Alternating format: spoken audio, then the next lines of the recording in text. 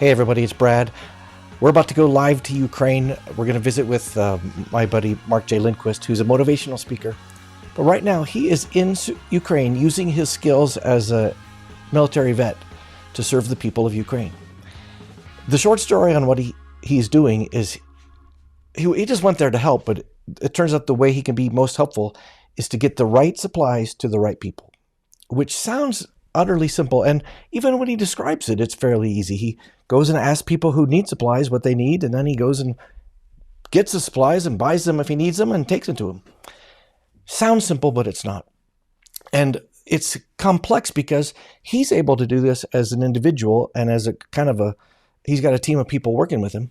He's able to do things that the big people are not able to do. The Red Cross, UNICEF, all the huge NGOs that we've heard of sounds like they're failing utterly. And if you want to skip to that part, cut into around minute 45. Now, here's a warning. For whatever reason, the audio isn't great on this. We can hear Mark, but it's not perfect. The reason why is he literally called me and I said, let's record this. So the tech was set wrong, clearly. But it's worth it. You're going to be as inspired as I am, and you're going to be as amazed as I am, and you're going to want to help as I have.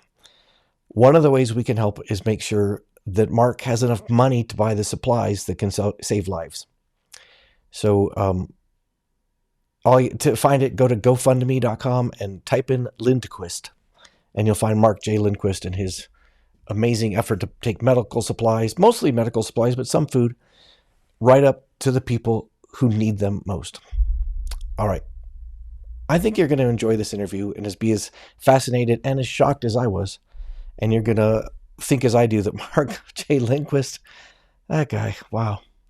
Mark, keep your head down. We're worried about you. We're cheering for you. We're sending money to you, and keep going. We need you. Yep. What's up, everybody? Oh, it's going to be a good day. All right, so what would you say if I said we're about to talk to somebody from Kyiv, Ukraine? What if I told you it was one of the nation's best motivational speakers who, for some reason, on purpose, took himself to Ukraine because he felt called to serve?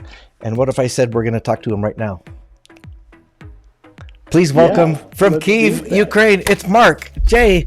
Lindquist. Oh, dude, I'm so glad to see you. Hello, my friend. Good to see you, my friend. Thanks for taking the time. We just scheduled this just now, so I'm trying to see if I can pull up some writing. I'm not going to be able, your name's not showing, but who cares? All right, so you're in Kyiv. Where are you? Are you safe? Is your mom scared to death? What's going on? So I'm actually in Lviv right now. Oh, Lviv. I'm back here picking up a tool delivery. We're going to get out to the front lines to help some of the guys repair their vehicles. And so, that's just one of the many things that we're involved in out here, trying to support both the frontline guys and the refugees, the displaced people. And, Brad, I didn't know how I was going to be able to help until I got here. And so, there's many ways to help, and sometimes you have to ask yourself, do I have the capacity to help? Do I have the capacity to solve that problem? And when you do, you spring into action, right? So furthermore, your question about am I safe? We are safe, yes. Here in Lviv, the relative safety of the distance across the country, it is, I feel no more danger here in these cities than I do walking downtown Denver, getting struck by lightning, right? All right, Is that's Mom a relief. afraid for me? Yeah. She's, I talked to her many times, and I think she has some peace about the fact that, I'm not a cowboy out here trying to be a hero. We plan our missions carefully, and we make sure that we're as safe as possible because, in many ways, as a leader of a 22-person team, I have some responsibility for their safety as well. So my military training kicks in, and we just do it as safely as we can. All right, so, you're already pulling some people in. Linda Larson just came in. Mark. Linda Larson, hello. When you say we, who's we? Well, it's a group of Westerners. We have team members on our 22-person volunteer team, all unpaid. We have people from Finland, Canada, of course, the United States, citizen from Denmark, and then half Ukrainians. And so that's we. And we call ourselves internally, we call ourselves the A-Team. And we're adding new volunteers, mostly Ukrainians, to our team every day who can help us out with local intelligence and lay of the land knowledge. And so we're all just out here doing as much as we can to support the frontline troops, but also the frontline hospitals. And we're doing good work out here. It's like day 60 or so. All right, so the local Ukrainians are not in the military, but they're, like you, wanting to be helpful.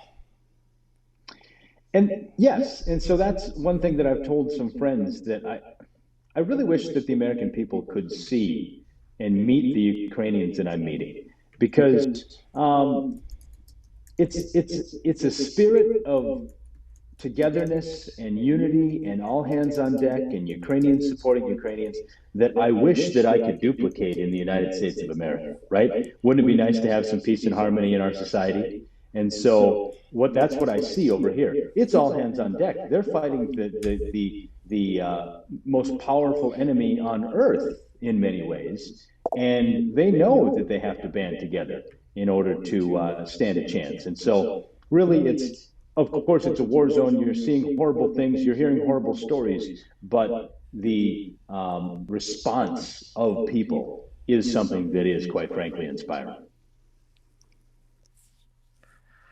I heard you. I'm thinking. I would be disappointed if, when I talk to you, you weren't a glass is half full kind of guy. What about, I mean, come on, you're going to the front lines with tools tomorrow, I guess. What's that like? Yeah. You know, it's let me say this. When I first landed in Warsaw, my perspective of what Ukraine was only from the media, right? And then when I arrived at the Polish border, then my perspective was another. You know, I guess we call it eyes on the problem, right? Right.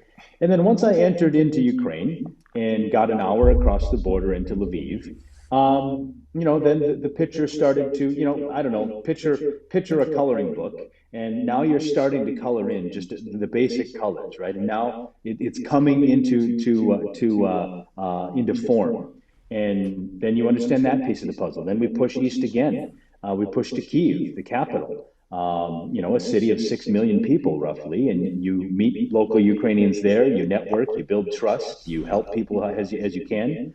And then now you have a little bit more of the puzzle shaded in.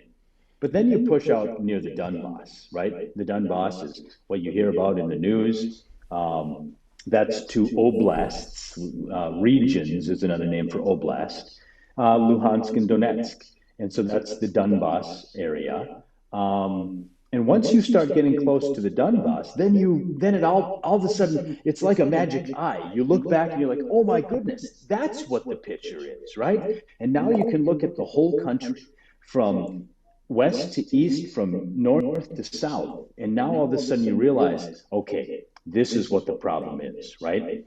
And now that we've been in the Donbass, we just got back from the Donbass 2 days ago. We were 15 miles away from the Russian enemy lines, as close to the front lines as humanitarian organizations go. In fact, I don't think that I'm stretching the truth to say that I'm the only American that has walked in there under a humanitarian banner since the war began. Now, that probably isn't true because there's a lot of people here in the country helping. But at least for the people that I met, they had never seen an American before, right? Because everybody watches the news and has one perspective about what Ukraine is. Right. My story that I tell is that if the news shows you one bombed out building and shows it to you from 72 different angles, we think in America that 72 different buildings got bombed. Right? Yeah. And so that's a misconception. Not to say that there are not cities in Ukraine out near the enemy lines that the Russians are targeting that are 80% destroyed, like you're thinking of Dresden and World War II. There absolutely are communities like that in Ukraine, but it is not the entire country. Think about a country the size of Texas. You have to understand when it comes to risk tolerance and mission planning, if El Paso is being bombed, well, I'll use a west to east example. If El Paso is safe and Galveston is getting bombed, you can still go to El Paso. Yeah. If Galveston is getting bombed, you can still go to San Antonio. And even when you're in Galveston, take Kharkiv, for example. Kharkiv is maybe a place that people have heard of, Kharkiv, I believe is how you spell that. You know, this is all open source, on the news knowledge, so I'm not sharing any secrets here. But north of town is being bombed. You can get in the city from the south. And that's all unclassified information that you could find on the street. And so what I've found as I've pushed further east and gone to the Donbass is that I think some people have a misunderstanding of what they can do to help. I'm in Lviv right now and walking around in the city streets, and people are having coffee, right? And people are selling art in the streets, and music is playing in the cultural capital of the country. Now, that doesn't mean that Ukraine doesn't need help, but the country needs help in a very specific region in its southeast. You got there and you went to Poland first, and then you had to get clearance from the Ukrainian embassy, I think. From how long did it take you from the time you landed from America until the time you said, "Okay, I'm helping. I had to figure this stuff out. Now I'm helpful." And then what did that look like? What was the first thing you did? And can you walk us through some of the things you've been able to accomplish? It took roughly 5 days. Let me actually back up to that. It maybe took 1 day, and I'll start with that story. I was in Warsaw on the 2nd of April, and we were delivering some humanitarian supplies to a local volunteer center. And at the time, I was here under a military banner, and I had an intention to join the Foreign Legion. That's what inspired me to come over here, is use my military training. If you're going to arm teachers and bus drivers with AK-47s in Kyiv, I would think that somebody from the American military with my training and intelligence background could assist. So I was wearing American military fatigues. Not American military fatigues. I had the patch on my shoulder of the American flag. And we delivered some supplies to this volunteer hub, and a college student was there volunteering. And after we delivered the supplies, she kind of shyly asked me, "I'm from Ukraine. My father is out fighting. Could I take a selfie with you? Because I'm going to send it to my father, and he is going to absolutely love that there's an American here helping us." And that was day 2. And so I guess when you gauge or measure impact, you have to include something like that.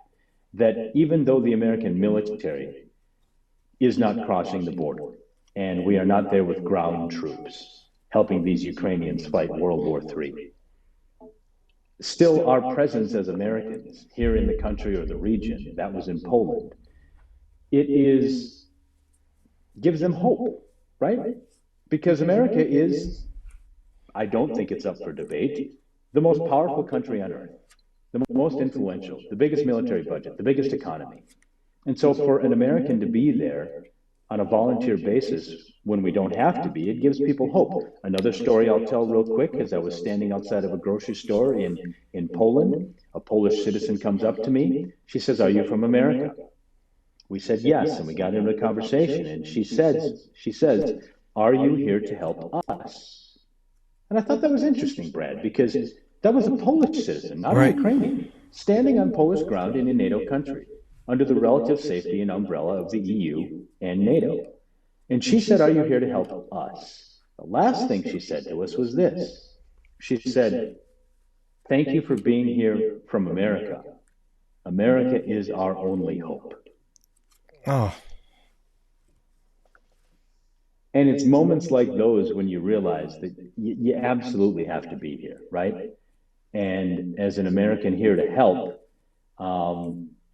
even if you bring the most insignificant item, even if you bring nothing, which we try not to, but sometimes you don't have anything to give because you've given it all away, just our presence here in the country, being a person of your word, delivering on the things you say you can deliver, building trust, offering a hug, and a classic smile and maybe even a song, that's making an impact. Mm. Well, for people who don't know, you're famous because you sing the Star Spangled Banner at sporting events, the biggest sporting events. You just mentioned singing. Have you really been singing in Ukraine?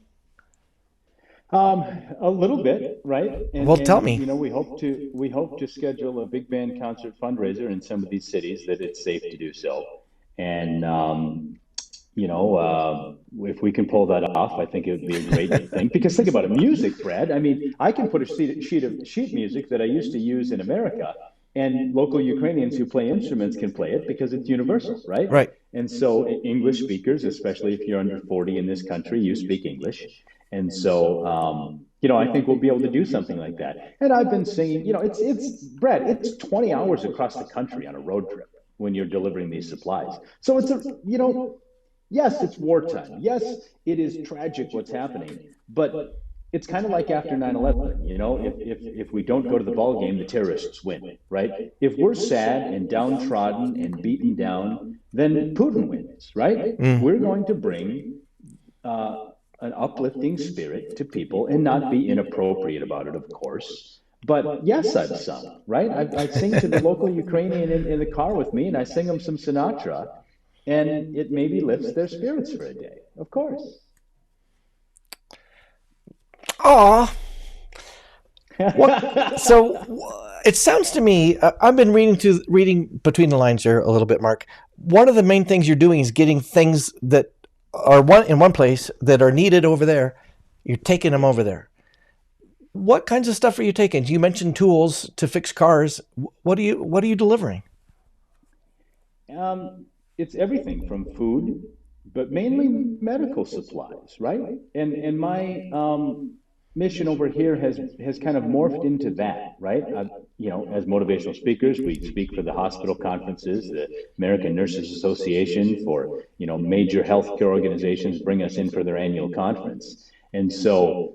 I've been able to make contact with those organizations back home, speak a little bit of their language, and right now, as we speak, let's see, as we speak right now, back in Minneapolis, we're shipping and packing 12,500 pounds of hospital grade medical supplies that are going to come from Minneapolis through Chicago, get on a rail to New Jersey, on a ship over to Gdansk, and they're going to deliver it all the way to me in Dnipro, 3 hours away from the Donbass. And so that's a significant gift of the American people, right?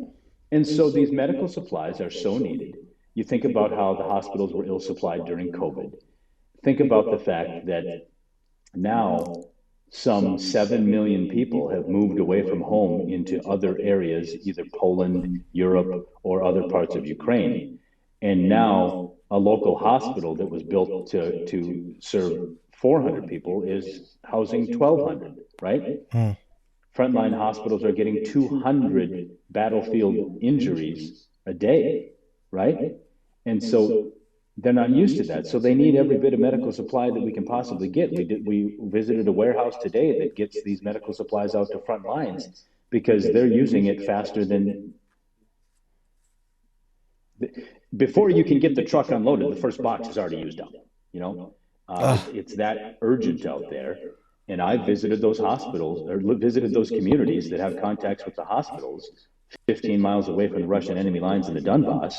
And when you hear it from them directly, you don't have any time to mess around anymore. You got to work as hard as you can, and that's what we're doing. How do you know what to get them? Do they give you a shopping list of these things, or do hospitals just know what's needed, or what? Medical supplies is a broad term. Right, that's a great question, though, and it's the perfect question. How Oh, do you know what to bring, right? Because when the war started, and the world heard Zelensky's call, the Western world did respond, but they responded in a very non-specific way. They responded with everything they thought of, right? And the world sent supplies to Ukraine. Now, what was happening, and what I've figured out the problem is out here on the humanitarian side, is very non-specific donations are being given. and they need to fill very specific needs, right?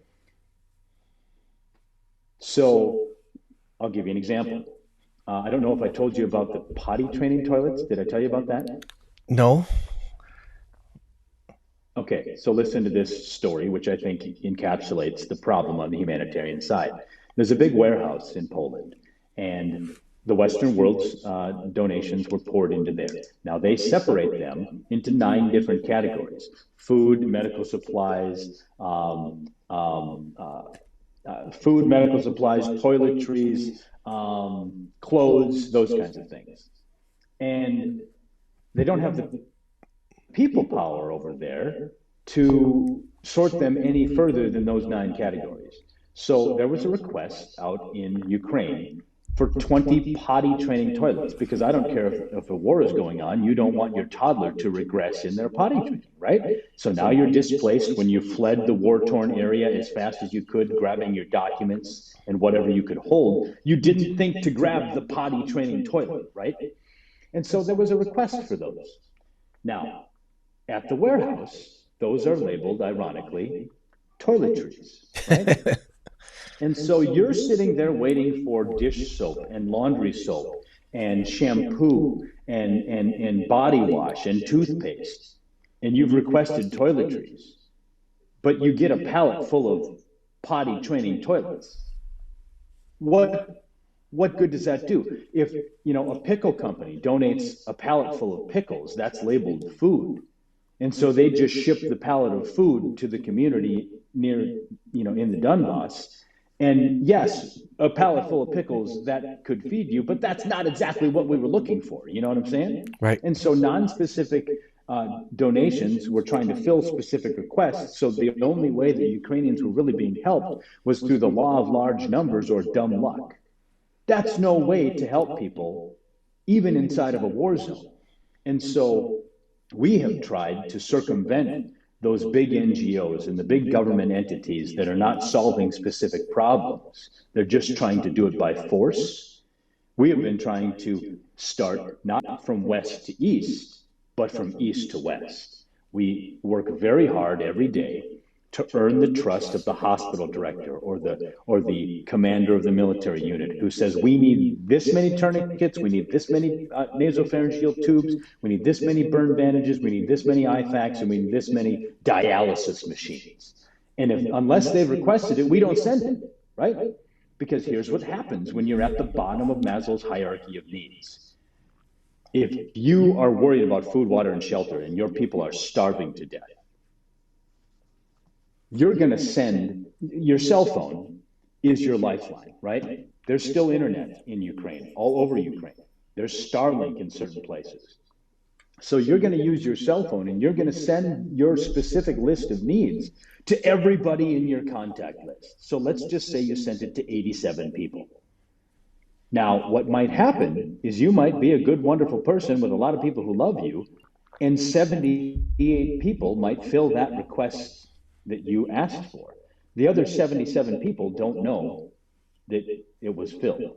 So now what a waste of resources. Now you have 77 extra, or at least 70 extra, of something that another Ukrainian in another community could use. And so we've been very specific. You need a cell phone number, right? You need a point of contact. You need to have a location where you're going to meet that person. You need that person to be met by a person that we trust, right? We need a picture of that delivery being given to you. And then we need to get that picture back to the donors who gave that stuff. And it's that loop that we've been trying to repeat over and over again to make sure that specific needs are filled by specific people who say, let me look at your list, let me see what we've got, and let me tell you what we're going to bring. Then they can cross it off, and they don't have to request it again, right? So it's very elementary, but inside of a war zone, when you're dealing with people at the bottom of Maslow's hierarchy, that's the work. That's the work we've been trying to do. Wow, you're a good teacher.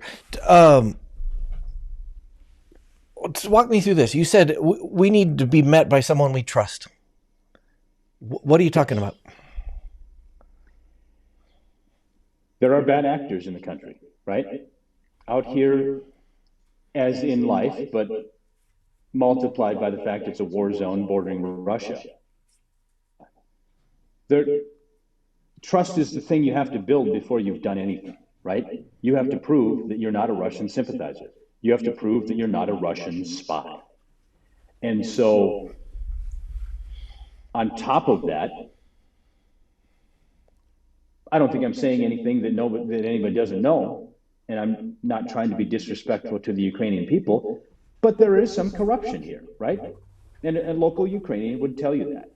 And so there are stories of bad actors taking shipments of stuff that is very valuable and all of a sudden skimming off the top, right?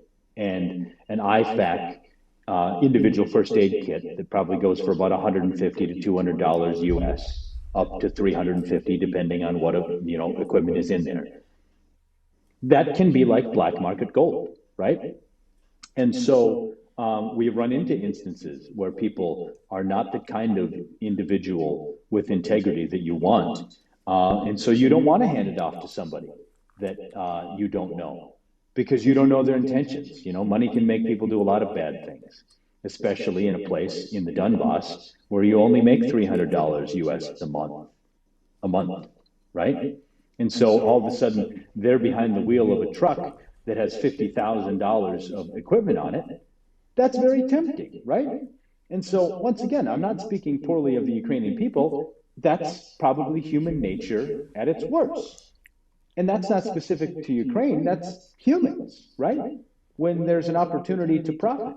And so take, for example, the reason why I'm in Lviv right now, because the shipment of tools is very valuable. And I was the one to help facilitate it. I didn't discover it. There's other partners out here that have helped me, make this happen. But I'm going to make damn sure that those things get in the hands of Ukrainians and it's not going to leave my site. And so I don't know if that answers your question, but it's just these things you have to be aware of when you don't think about that. Well, walk us. At least I didn't before I got here. Walk us through the specifics. So you're going to drive these tools, and who are you going to give them to? How do you find the person who needs them, and how do you know if you trust them? You meet them, right? And you spend time with them. And we kind of have the Kevin Bacon 7 degrees of separation. We kind of have a 2, maximum of 3 degree of separation rule out here that we've implemented on our team. The person we're delivering it to or handing these things off, we have to meet them, or somebody we know and trust has to meet them, right? And so, of course, in the military, we are like a band of brothers, right? And so we have some guys that we work with that were fighting out in the very front lines, getting shelled by artillery. And this is all on CNN, so I'm not sharing anything that's top secret. And they were out there fighting on the front lines with them. Well, there's some trust built immediately, right? And so I went out and I met these guys as well, even though I wasn't fighting. These guys are my American veteran brothers. And so we make an introduction, we make a delivery. It's kind of like when mom taught us to bring a bottle of wine when you go to dinner. You always bring a gift, right? And so something, even if it's energy drinks for the guys. And, because if you're going to pull a 36-hour shift, boy, one of those energy drinks is really going to be something that's valuable.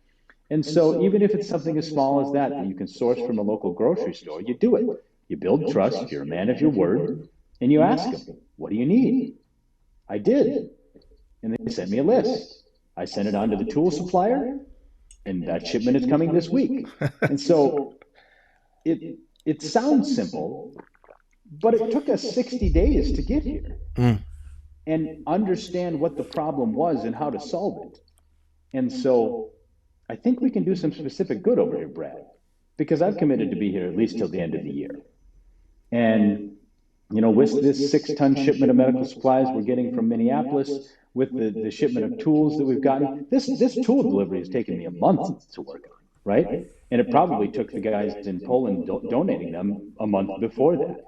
And so things take time in a war zone, especially when a country is 20 hours, 24 hours east to west in a car.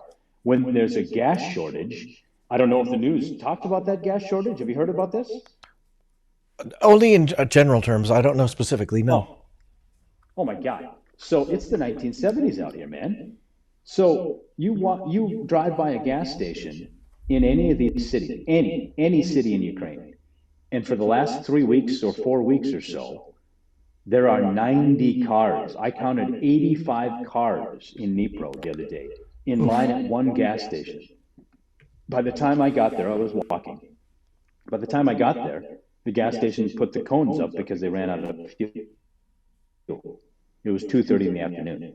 I've stood in lines of cars in the center of the country, in Venetia, and it was 80 cars deep. And by the time I got to car number 25, they closed the gas station. You drive by 20 gas stations across the country, and 3 of them are open. 2 of them have diesel, and 1 of them have 95.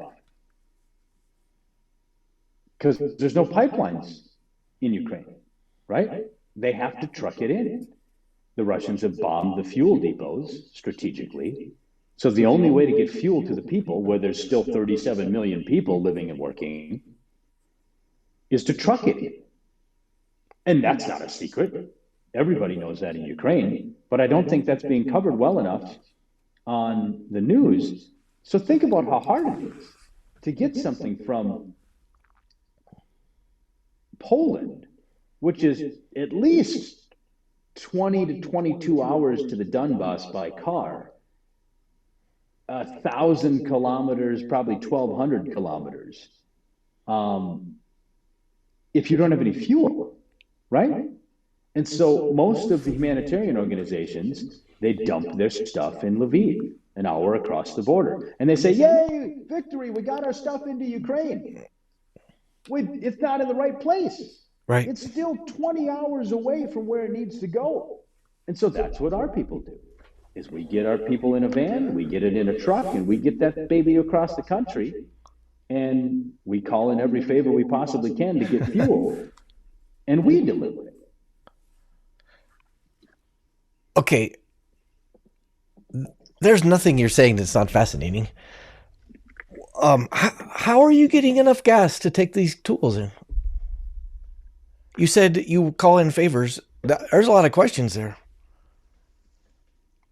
We built trust with the right people, right? And, I had an enlightening moment once I got out near the Donbass and I started to meet my military brothers, right? And it was like a light bulb moment for me, Brad. I don't think I've shared this with anybody, so you're breaking news right on your Facebook feed, I felt like the dumbest the dumbest military veteran on planet Earth when I was about day 40, until I realized, well, of course, in a war zone, who controls everything? The military controls everything, right? They control the checkpoints, they control the fuel supply, they control the curfew. And so once I started to meet the military guys, I realized I got to help these guys. I got to keep them alive. That's why I'm giving them tools to fix their vehicles so they can flee. These are transport vehicles, right? They're not MRAPs with, automatic weapons mounted on the top. They're Chevys and Renault and Citroen. They're civilian vehicles that they can use to get people away from the front lines. And I've decided I can help keep these military guys alive. I can give them tourniquets. I can give them burn bandages. I can give them IFAKs. I can give them, chest seals. And if I can keep those guys alive and they can fight another day, there'll be less refugees, right? If we take 1 inch of ground, there'll be less refugees. If they take 1 inch of ground, there'll be more. And so, although I'm not fighting directly, I'm still helping my military brothers do what they do best, which is defend their country. And so, that long story to say this is that we've built trust and rapport with the people who control the country, which is the Ministry of Defense and the Ukrainian Army. And when we have a load of humanitarian supplies, we can get fuel.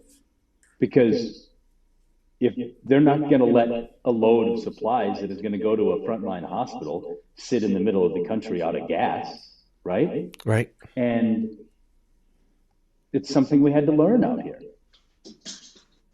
It's just amazing to me, Mark, that all of your training and bravery comes down to, holy crap, how do we get this across, and how do we get them to trust me? And I got to go buy them some Red Bull so I can introduce myself. Like Right. you're stepping all the way back. It's but think about it. We're businessmen, and so we know how to network, right? We know how to read people. We know how to leave the conversation on a high note. We know how to follow up with people, with a thank you, etc. And so really the business networking skills have come into play and have been beneficial as much as anything, right? I thought I was going to come over here and carry boxes. No, I'm meeting with people. I'm having coffee with them. I'm having lunch with them. I'm breaking bread with them. And there's some trust that is built through that. Now, that is a process that takes time, right? And if you're only over here, God bless them for their work and their volunteerism. If you're only over here for 2 weeks on your 2-week vacation, you don't have time to build that trust and relationship. You're gone before they trust you, or right when they trust you. And so for someone who is over here on a long-term basis, and I keep showing up, and I keep showing up, and I keep showing up, and if I don't have anything to give, at least I give an update. That's how you build trust inside of a war zone. And that's something that when, we've been here 60 days, like I said, I'll probably make this a year-long deployment like we do in the military. I think we can really do some good because of our longevity and our knowledge quite quickly of the problems and how to solve them. Had I stayed in Lviv, had I stayed in Poland, I wouldn't know these people. I would have never met them, right? Had my military buddies with Army and Marine experience not gone and fight with these guys, I wouldn't get to have that introduction, right? And so it's all very serendipitous, right? It's all very dynamic, but the principles of connecting from one human to another are the same, whether you're in Colorado or Ukraine. Mm. Mark, you must have had a million surprises, things that when you got there were like, well, this is not what I expected. Can you walk us through one or two of the larger surprises?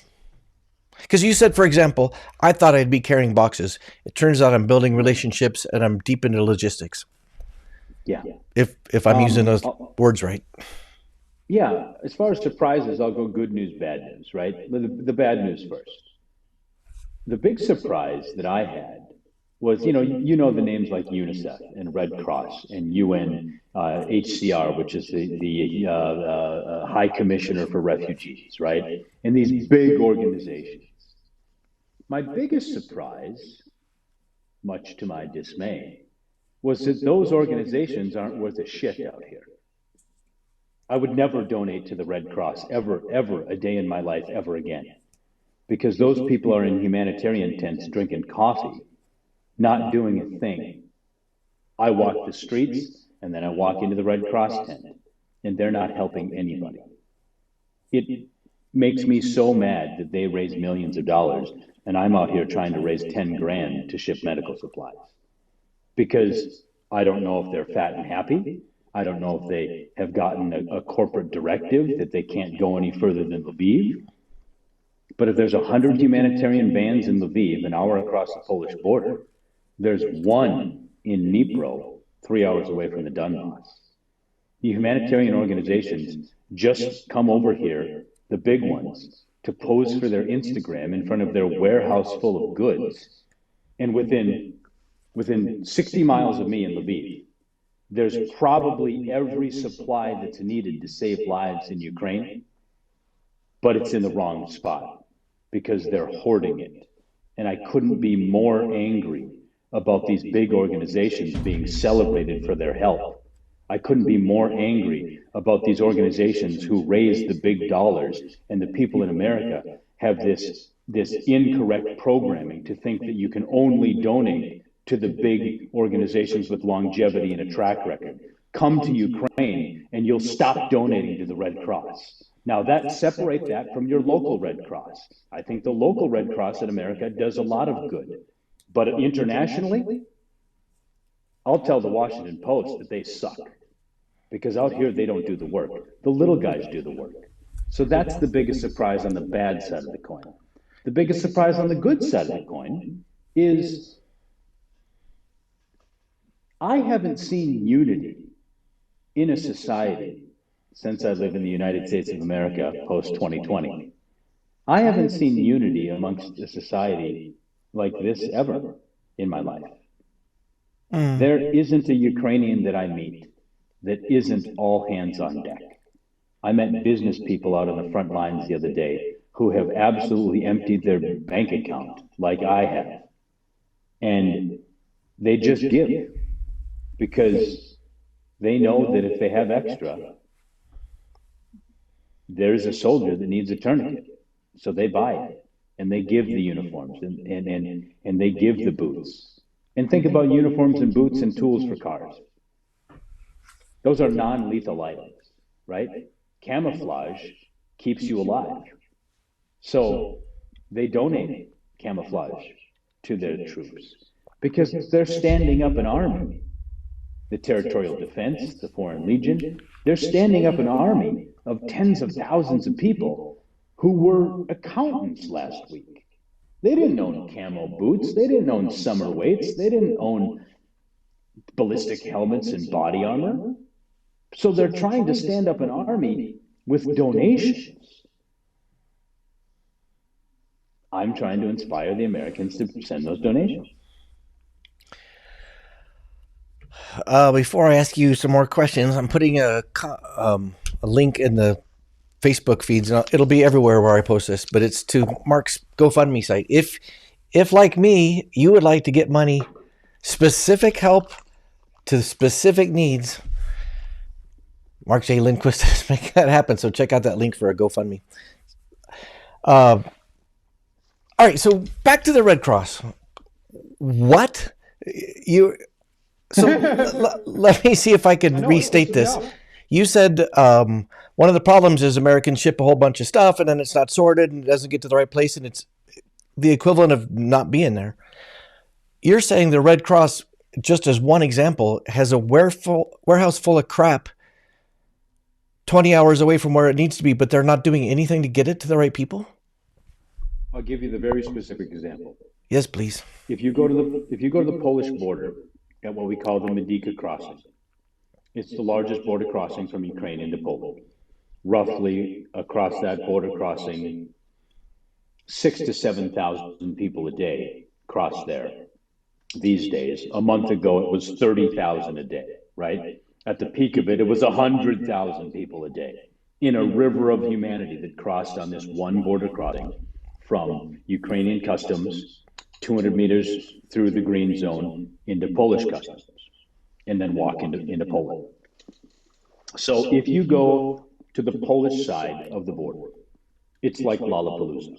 It's like Coachella. It's like every music festival you've ever seen, with every humanitarian tent from every organization you've heard of on TV, UNICEF, UN, Red Cross, etc.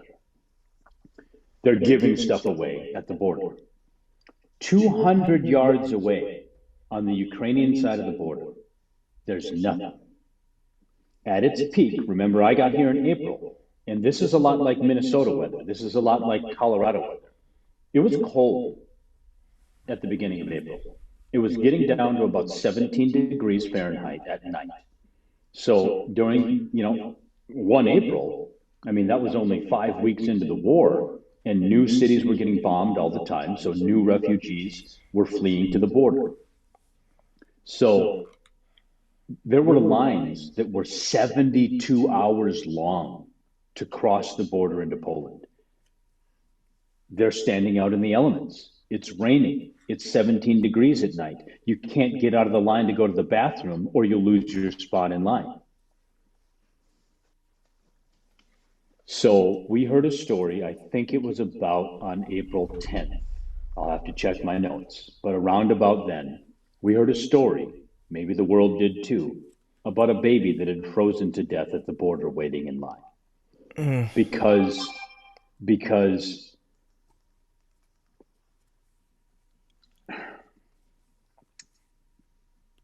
the border crossing, when you go into customs, it's a lot like the airport security. They got to scan your bags through a scanner like you've seen at the airport. So think about if 3,000 people get off of a bus, a convoy of buses or a train, and they show up at the border.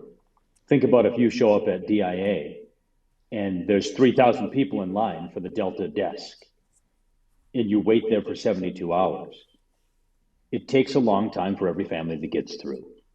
And so these people were standing out there, probably ill prepared, because maybe if a missile hit your neighbor's house and you jumped in the first car you could and just pointed it west, you didn't think to grab your mittens and your gloves and your coat, right? And if you made $300 a month out there, you didn't maybe have the best down North Face jacket, right? Or you maybe didn't have a nice rolling suitcase full of all the things that you own. So these people were freezing to death. And the baby wasn't the only example. There were grown men and women, I believe, that died there too. 200 meters away, Brad, is every humanitarian organization you've seen on TV. And they didn't bring an emergency blanket over, or a heater, or a quilt, or a jacket, or a raincoat. They let a baby die. You were 200 meters away. All you had to do was walk across the border and help those people.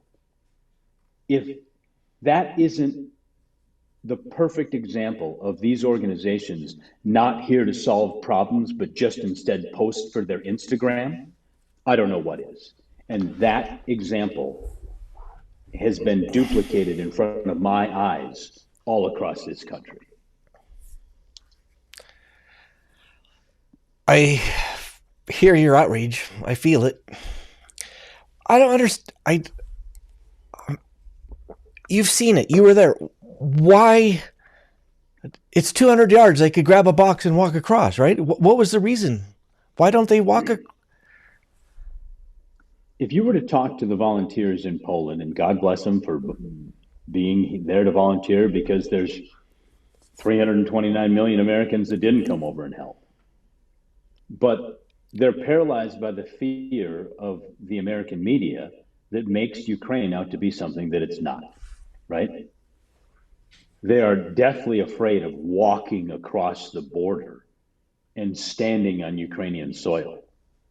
I'm gathering intel every step I go. So when I got here on the 5th of April and started to head towards the border, I was told by everybody and their brother, oh, don't go past the gate once you get across Ukrainian customs. Shit, you can't go to the bar over there. You can't go get cash because now you're 100 meters into Ukraine. You're going to get killed. Couldn't be further from the truth. Couldn't be further from the truth.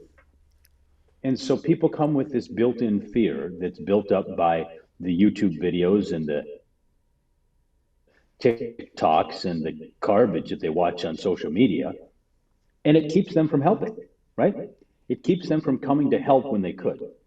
And I'm not saying that there isn't any danger in this war zone. It's a war zone. I'm not saying that you couldn't be at risk, but walking through every city in Ukraine that I've walked through, from a town of 10,000 people to a town of 2,000 people to a town of 6 million, is no different than traveling across Colorado, going to Greeley and Estes Park and Denver and Vail. This is a modern European country that has in the cities, has every technological advance that we know. Now, when you get out to the villages, that's a whole different story. Poverty is more prevalent there. But in the cities, like Lviv, I mean, there's Apple stores, right? There's Teslas, there's spas, right? And I just think it's a huge misconception portrayed by the American media. It's so heartbreaking because the people at the border, they're scared. They're scared to death because they bought into some garbage. But there's so many of us who have given to those big names because we think, well, they're for real. They're not fly by night. They know what they're doing. If I could have one headline on the New York Times, it would say Mark J. Lindquist says, stop donating to those organizations.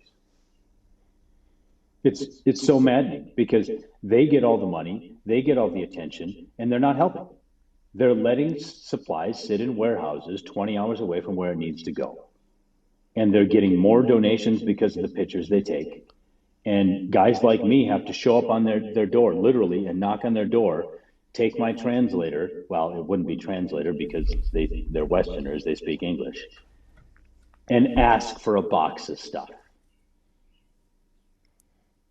I've seen warehouses full of stuff that the West donated, stacked too high on pallets, about 15 feet in the air. And it just sits there. And it's been sitting there for 2 months. Mm. What are you doing? So let's talk about that. There's nothing that you're saying or doing that's not blowing my mind. What happens if you say, well, I'm driving over there with a bunch of tools and I have room for a couple of boxes of tourniquets. Could I have some? Do they say okie doke or do they say no way? If it's a big organization, they'll tell you to go fly a kite, right? Because you need a requisition form and you need a 501c3 and we can't deliver our stuff past this line in the country because our donors don't want our people going that far. We can't trust you because you're not one of us. And I walk into the UNHCR briefings and I ask for help on, I just asked for best practices. I was literally at the UN High Commissioner for Refugees. No, OCHA, UN OCHA, Office for the Coordination of Humanitarian Affairs. I was at their briefing in Dnipro. I was the only small humanitarian organization represented there. Everybody else was a big multi-million-dollar conglomerate.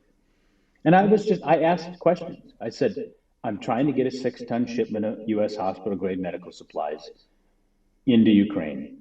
Does anybody have best practices? Does anybody have any shortcuts? I've never done this before. I've never navigated customs. I've never gotten it across the border. Help. Anybody?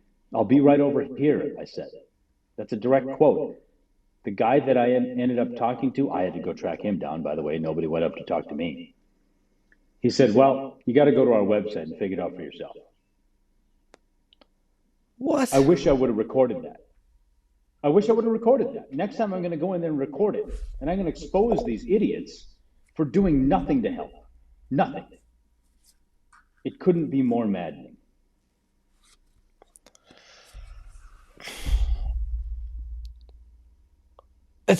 I'm here. I'm listening. I'm thinking. It's bureaucracy and red tape at its worst. Their bureaucracy is killing Ukrainians. Let me just, for anyone who just joined us, we're talking to Mark J. Lindquist. He's an American. He's in Lviv, Ukraine right now. He's been there since April. He's trying to help. So we're live in Ukraine. What's next? So you're going to get these tools to where they need to go. And then you're going to say, all right, now I got another problem. What's next? What is next for you? I took my first day off on day 50, right? And, normally I'm working 16, 18, some days 20 hours a day. And we're just trying to do everything we can every waking hour of the day. And on day 50, I took that day off.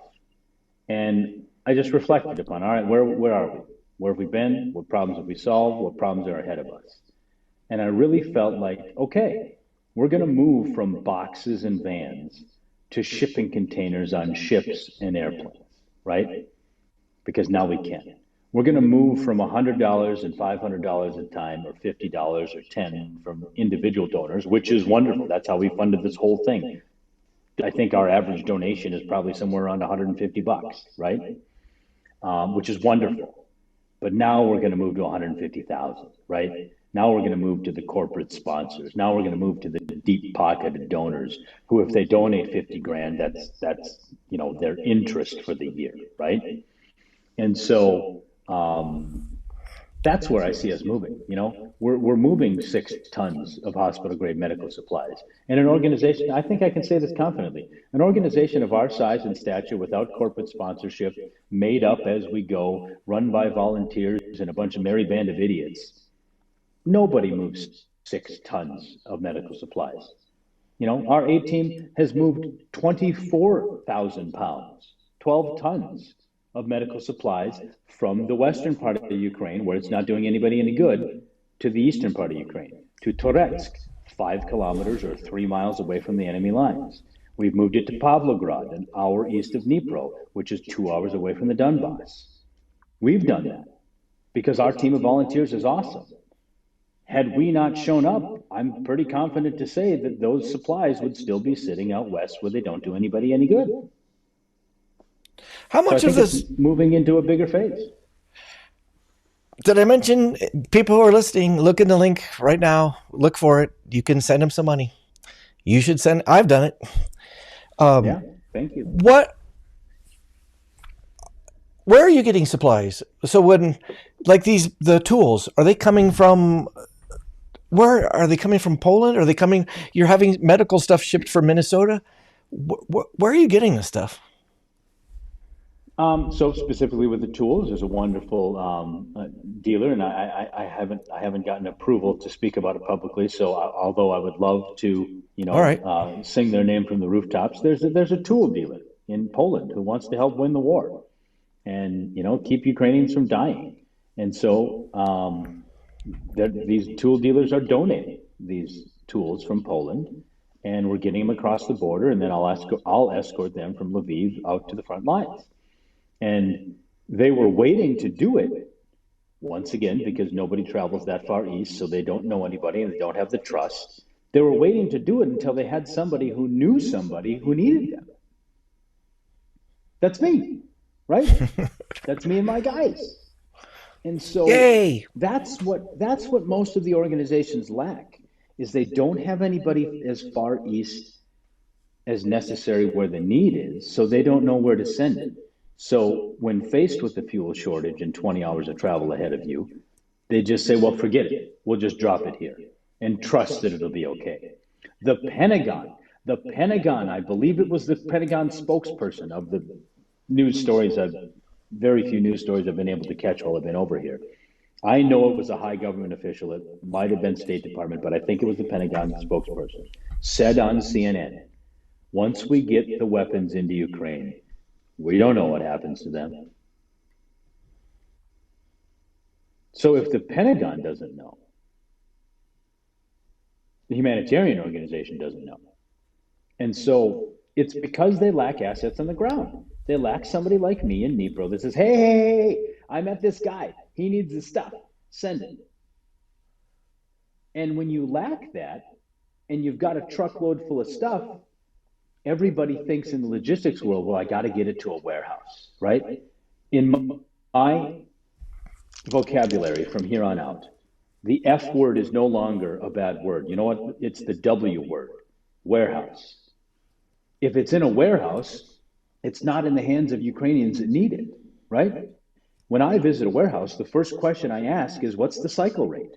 How quickly do these things, when they come in, how quickly do they get out? Because if I walk into a warehouse and I see the same item 2 times in a row, I'm not going to support that warehouse anymore. They don't get it, right? So it's fascinating to know that just being there and just making the right connections with the small NGOs, Ukrainian-based, that is the linchpin. That's the missing link to actually helping people. And so I'm over here in Lviv trying to make contact with as many humanitarian organizations that do have access to those warehouses and getting those things moved east. Simple plan in my book. I just got to meet more people and shake more hands and build more trust. Well, let's step back to policy. Let's step back past Mark J. Lindquist, past your team. I sort of get it. Meaning the Red Cross doesn't want their people to be killed at the front line, and they're afraid. Yeah. there's not enough people that are like you that say, I have training and smarts and bravery and just willingness to freaking go around introducing myself to people. So what's the solution? How is that stuff going to get from the east to the west, or how's this going to go? Well, my solution is circumvent that whole mess and never let it touch the ground and get in their hands. So we found a wonderful partner called AEC Parcel. They're a freight company out of Chicago, and an American volunteer identified this company for us. And I love you, Ray. I love you so much. Thank you so much for your help. And so she found this company, and they ship all the way to Dnipro, Ukraine. Dnipro's that city that's 19, 17 hours across the country.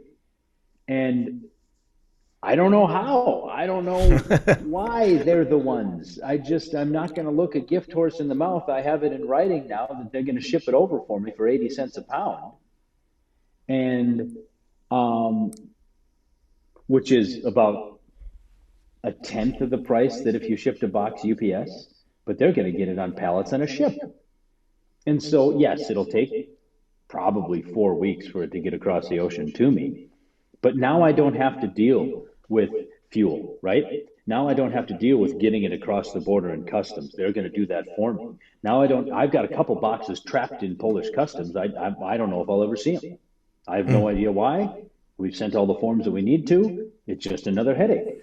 So that partner, and we're going to test them. We're going to test them with this first 6-ton shipment of stuff that we've requested, that our hospital workers in Minneapolis, we made a call for nurses. I put that out on Facebook the other day, and a wonderful group of nurses and medical trained people have gone to the warehouse. No, wait, it's Tuesday today. They're going tomorrow, and they're going to pick from our list. And they're packing the pallets. They're going to drive it down to Chicago. Once it is in AEC's hands, that wonderful partner, AEC Parcel, they're going to take it all the way, and then the final mile is my responsibility. I'm going to hand it off to our local partners, our local NGO, and they're going to get it out to the front lines within 24 hours. You know why I can make that promise? Because once it gets into their hands, that's their brother and their uncle and their cousin out there fighting. You think they're going to sit on it for more than about 7 seconds? No, because you can't drive more than 5 hours east of Dnipro. You'll run into a Russian and get shot. So once you get it to Dnipro, to me, within 24 hours, it will be in the hands of a Ukrainian who needs it, either at a frontline hospital or a frontline troop, right, that needs tourniquets. So, because if you can't drive more than 5 hours east of Dnipro, you can make that whole round trip in a day. Right. So that's why I think what we're able to do is going to be unique, and we just got to tell the world about it. We got to tell the world that they have the opportunity to get it in the hands of me. The guy they see on their TV, 50 million people might see me on TV every year singing for Monday Night Football. You can trust me to get it there, and I just got to get America to send it. Let's go. Send them some money, people. Let's go, right? Let's go. So it seems like that means anyone listening to this, we need to somehow celebrate AEC Parcel and let them know we're watching and cheering. They rock. We've been searching for a freight carrier from sea to shining sea. And I mean, Lot Airlines is a wonderful partner. They're a Polish airlines, and they are giving, some of their free cargo space. But really, this is the only one that we know of. And I talked to a $23 billion logistics company the other day, and they're wonderful, and I hope they partner. But they're not delivering it to Dnipro. They gotta drop it at the Polish border, and then I gotta get the logistics across the country. Well, if I don't have to do that, I'm not going to do that. Right. And but wait, stop here for a second. If it's possible for AEC to send it 5 hours from the Russians, why can't other people do that? I think it's the same as the NGOs. If it's possible for Mark Lindquist and his tiny little NGO to get it there, why isn't it possible for the Red Cross to do it? Some people take the risk to help people, and some people don't. Yeah, I'm so speechless. It's just so messed up. And I do, to a degree, understand. If you've got a 50-year reputation with your organization, the last thing you want plastered on the front page of the New York Times is one of your volunteers died in a war zone because you were, you know, careless, right? And that's the benefit of being the little guy. That's the benefit of being somebody who can be quick and nimble. That's the benefit of somebody who can recruit American military veterans to join your little merry band of idiots and do things that others won't.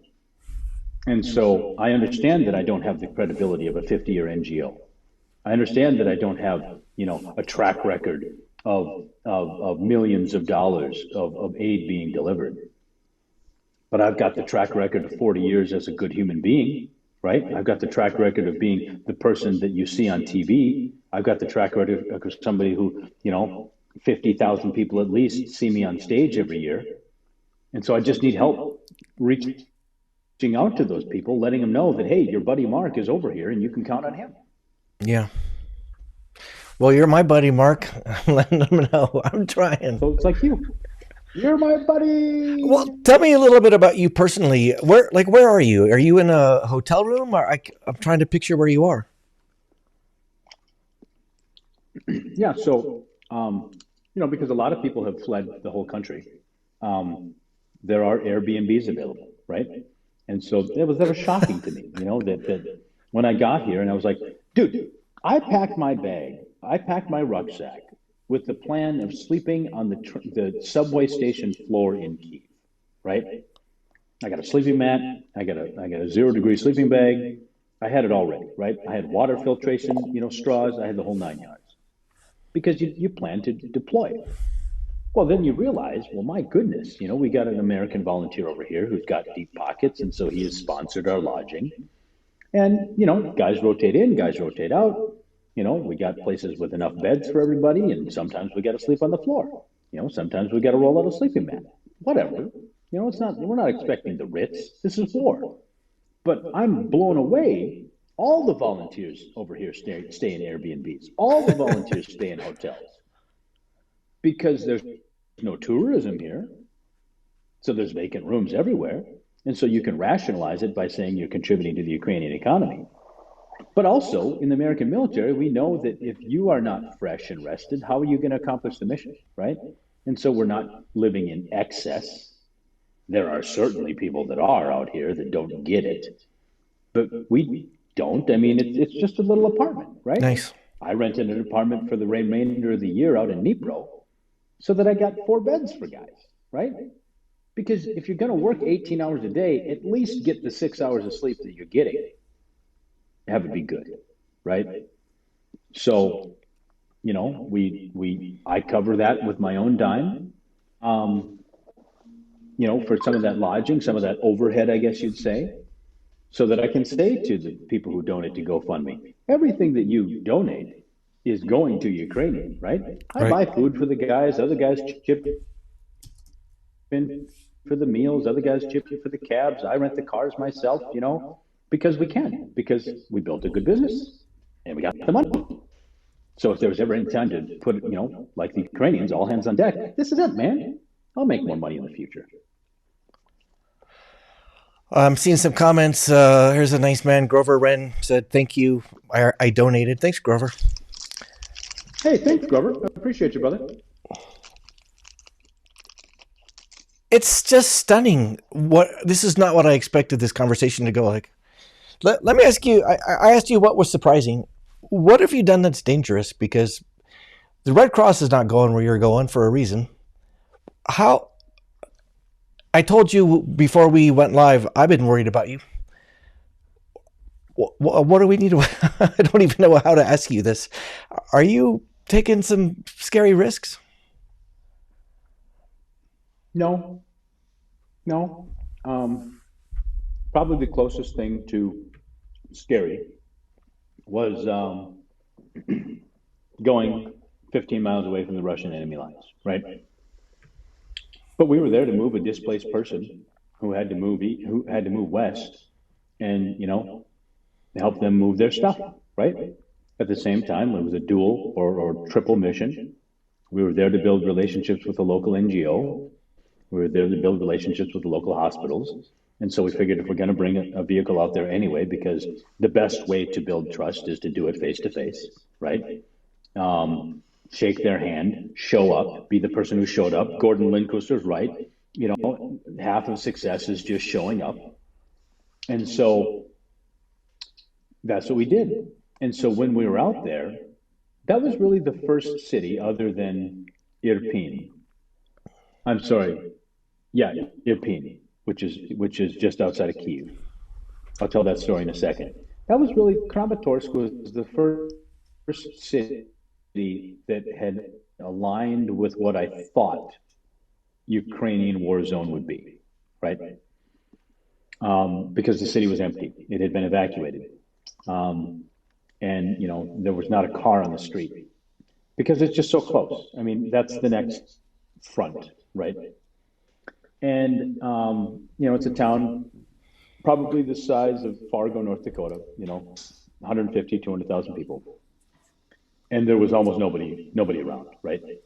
There's some older citizens that just said, no, I'm not leaving. I've been through this for the last 70 years. I'm not leaving because of Putin. And so they're still there. But by and large, it's a ghost town. And so that was really the first time when I realized this is real. Not that I didn't realize it, but where I saw that this is really the result of war. Now, I didn't wear my body armor. I didn't wear my ballistic helmet, right? I wore Why? civilian clothes. Why? Because you're not taking direct fire, right? There was nobody except the military back in the front lines in body armor. And so, I think that, just like you asked, I think that is surprising to people. And that to me wasn't an unnecessary risk. It was just the reality. You don't need body armor when you go to Kramatorsk, right? You might in a week, because it might be overrun by Russians. I hope not. But it's just something that was unnecessary, right? Right. I'm not out here to play war soldier and just look good. And if I have to accomplish my mission quickly, I don't need body armor wearing me down, right? Or weighing me down. So, that's probably as close to the real danger as I've gotten. But yet I felt no danger, right? We made a delivery out there of some medical supplies, and we met in the parking lot and stood outside talking for 2 hours, right? Because it's Ukrainian controlled territory. Just as if Denver was American controlled territory. You wouldn't feel if you go out in your backyard right now, you don't feel any danger. And that's what it is. And so, it's you have to be specific about where the danger is. And you have to read your intel reports, and you have to talk to locals. And then you become aware of the situation you're walking into. So somebody has to go make that delivery. I guess it's me. Yeah. All right. If you're just joined us, we're talking to Mark J. Lindquist. He's an American in Ukraine right now who has turned himself into a tiny NGO trying to get very specific needs met by very specific solutions. How'd I do, Mark? Is that pretty good? I think you nailed it, dude. Put it on the billboard.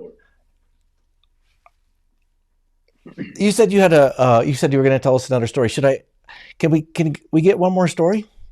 And by the way, how about two? Whatever comes to your mind. But I would love, because you know how I work, I would love to end with something that makes you hopeful. You talked about seeing this country together in a way that's hopeful, but maybe you could end with a story that. Yeah. Is it too weird to say? Is there a happy story in a war zone? Oh, not at all. Our friends out here, we talk about that quite often. And we always kind of preface it by saying, I know this probably sounds silly in the midst of war, Yeah. but there's a lot of hope out here. Think about how much hope we saw after 9/11, right? Think about how much unity there was. And when a group of people, humans, citizens, rally together toward a common goal, there's almost nothing you can't accomplish, right? Mm. And so I guess the story that comes to mind is the story of our team. We are from at least 5 different countries, an international team of do-gooders who have randomly assembled. The core of the team, and when I say core, the people who have been rolling with me for the longest period of time, are Todd, Carlos, Brad, Dan. There are 4 guys that I met in the Warsaw airport waiting for my body armor to come around the baggage carousel. And we were both wearing camo, and literally, me and Carlos, we caught eyes, right? And I said, "You going?" He said, "You going?" We said, "Yeah." And so we met, and I gave him a quick business card, and I didn't see him again. But we exchanged numbers, and they've been the ones that, were out fighting. And while they were fighting, I was in touch with them when they were back from the front lines. And, they came back and found out what I was doing on the humanitarian side. And they had some military contacts, and we've just been working together ever since. And they're all good networkers and people. And, they meet people waiting for an Uber.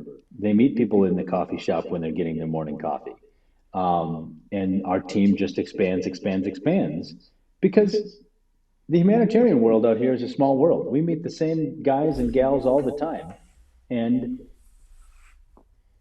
I'm going to say this, and it sounds narcissistic, but please forgive me. When everybody Googles everybody out here, right? Because you got to know if you're dealing with a complete moron or somebody who isn't for real. And so when they Google Brad Montgomery, you got all kinds of stuff on the internet that tells the world who you are and what you've done. Same thing with me, because of the career we have Right. as a performer and entertainer and speaker and public figure. And so that's an asset out here. And so once they figure out that, I get to meet secretaries of defense and presidents and sing for Monday Night Football and do all that stuff, my number gets floated around in this country a lot. Now, that doesn't make me a big deal, but it makes our team a big deal because all of us have that same street cred now. And so I look at it as everybody has to use their strength zone. And why wouldn't I use the assets at my disposal, which is my career and public image, to help Ukraine?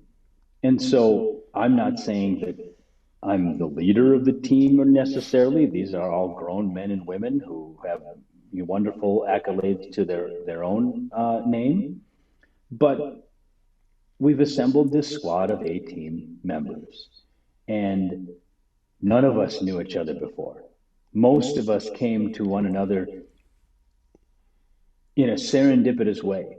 One of our guys who became our documentarian, now this is, Mom's going to hate me for saying this, but I was smoking a cigarette. I'm at war. Give me one vice, right? So I was out smoking a cigarette in the courtyard waiting for people in Kyiv, and I met this guy. And I was speaking English on the phone, and so he hit me up after I got off my phone call, and all of a sudden we rolled out to Dnipro together, right? And it's like do-gooders attract do-gooders. And so I guess the encouragement to your listeners, the encouragement to you, Brad, is that if you just take the first step, if you just take the first step of doing good for others, you'll attract other do-gooders. And that's beautiful, right? We're talking about getting tattoos together because this is the ATeam that we're never going to forget. Because, I don't know, I didn't expect to come over here and then all of a sudden be part of a 20-plus person team and growing. and have some sort of leadership role in the team, I thought I'd be out here literally alone, right? I didn't know I'd have two translators on our team full time that speak Ukrainian. I had no idea that I'd have men and women from all over the world here. I had no idea that I'd have veterans that, work with us and civilians alike. I didn't know, but now we do. And I think it's all because somebody was willing to show up. Right. These 22 people were willing to show up. We've had people quit their jobs in Ukraine to come join our team and volunteer. How can you not be inspired by that level of dedication to your fellow man and woman?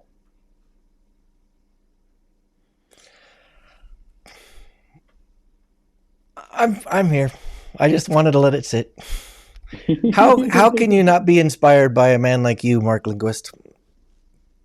I'm so glad you're safe. I'm so glad that you are figuring this out. I'm so glad that you're being of service. And I'm so grateful for you to tell us about it. Holy cow. Yeah, brother. Anytime, man. I'm so glad that you thought of it. Well, okay, I'm just going to summarize one thing because my brain is still processing something. Here you are, highly trained vet, going over there, and what you're really doing is walking across or driving across, meeting people, shaking hands, giving them Red Bull, bringing a gift like old school, whatever your grandma told you, and saying, how can I help? Building friendships, and then using your skills, including fundraising, to get that stuff and then bring it to them. Is it really that? Yeah. Is that what you're doing? I'm trying to get the right things in the right hands of the right people at the right time. Yeah. Because right now, the right things are not where they're supposed to be. I guess that's my mission. America has plenty of medical supply. America has plenty of money. Western Ukraine has plenty of medical supply.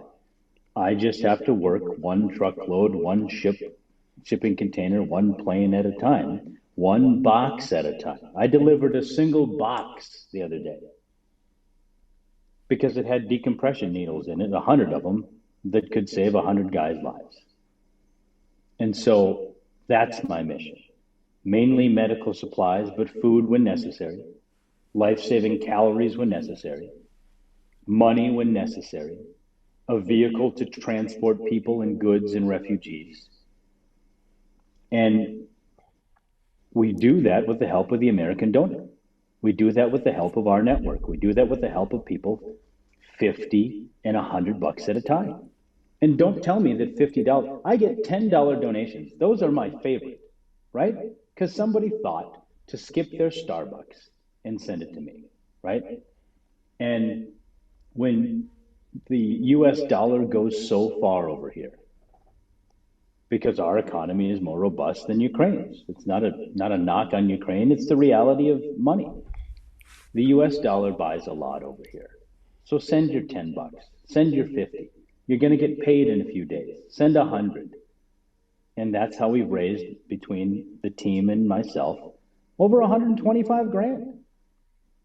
Brad, we've delivered almost 1,000 pounds of aid a day since we've been over here. We just need more money to do it. Bravo. Well, it sounds like part of what you're doing too is money. You need the money because you got to buy the stuff, but also without the context and without walking and introducing yourself and growing friendships and trust, without allowing them to Google you, it's just one. It's all related, isn't it? And that's why I think it's miraculous, the work this little team is doing. Like, the little engine that could, right? Just a merry band of idiots, like I say again, that just want to do good for Ukrainians. I've got a t-shirt, I've got a shirt on right here. Kyiv is the capital of freedom. Yeah, I'll read it. He's got a hoodie. Kyiv is the capital of freedom. Heck yeah. And that's what we're here to support. That's what, as an American military veteran who knows that story well, is here to support. That somewhere on planet Earth, a place where freedom reigns, is being threatened by a tyrant. And this is ground zero for the attack on freedom. And the Ukrainians understand it. I'm just hoping that Americans will too.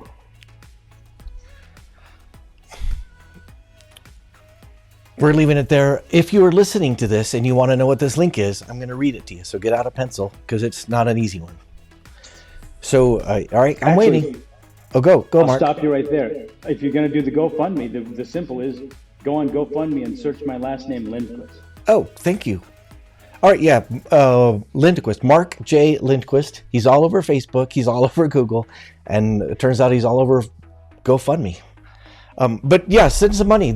I'm doing it. If one of the key takeaways we've learned is if you send it to the Red Cross, it goes to the wrong part of the country with not a lot of hope of getting to the right place. So if we send it to Mark, his team's going to find what people actually need and deliver them exactly that thing. Boom. Yes, sir. I hope you'll come back. And can we do this again? Anytime, brother. If you got time, I got time, because we got to tell this story. I'm here for you.